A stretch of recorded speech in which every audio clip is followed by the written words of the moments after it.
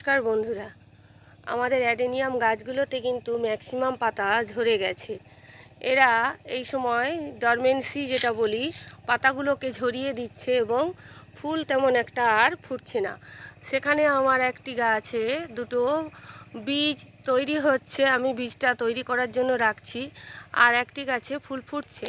তা আমাদের যাতে আরও ফুল আমরা নেক্সট সিজনে পাই, সেজন্য আমাদেরকে কি করতে হবে, অ্যাডেনিয়াম গাছগুলোকে এখনই পরিচর্যা করে নিতে হবে। দেখুন বন্ধুরা, এই অ্যাডেনিয়ামের কডেক্সকে যদি আপনারা শেপ দিতে চান, তাহলে এই রকম যে রুটগুলো রয়েছে এগুলো পুরো পরিষ্কার করে দেবেন। পরিষ্কার করে দিয়ে এর মাটিগুলোকে সব ঝাড়িয়ে নিয়ে এটিকে কয়েকদিন আপনারা ঝুলিয়ে রেখে দেবেন। ঠিক 7-8 দিন পর আপনারা এইটিকে আবার পুনরায় প্রতিস্থাপন করতে পারবেন।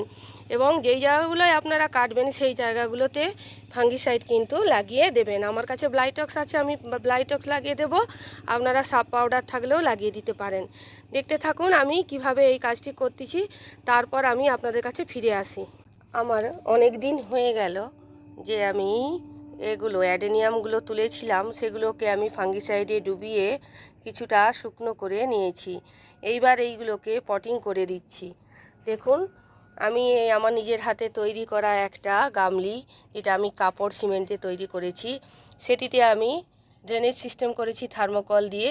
আর এখানে পটিং মিক্সচার হিসাবে নিয়েছি বালি আধা আধা মাটি, আর নিয়েছি গ্ল্যাভেলস এবং বালি মিশ্রিত।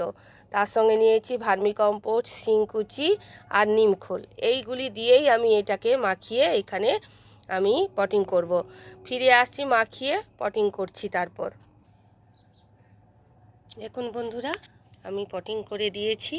দেখতে আমার যেন ঠিক হরিণের মতো, হরিণ পা গুটিয়ে বসে আছে, লাগছে না? এই রকমভাবে এইখানে আমি পটিং করে দিলাম। আর এটি দেখে যেন মনে হচ্ছে কেউ পায়ের উপরে পা তুলে বসে আছে। এই শেকড় দুটিকেই আমি একটু মোটা করব আর এইভাবেই লুকস দেব।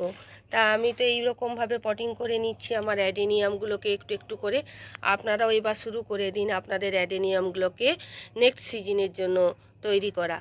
তা এই রকমভাবে আমি করেছি, আপনাদের তো দেখালাম।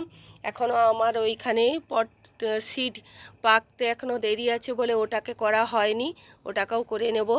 আর আরেকটি রয়েছে, সেটি ওই যে এইখানে রয়েছে, এটিকেও আমি করে নেব এইভাবে। আর এর এই যে টপ যে অংশগুলো, এইগুলোকে তৈরি করে নেব। কেমন লাগলো জানাবেন। যদি ভালো লেগে থাকে তাহলে চ্যানেলটিকে সাবস্ক্রাইব করবেন, লাইক করবেন, কমেন্ট করবেন, শেয়ার করতে ভুলবেন না। নমস্কার।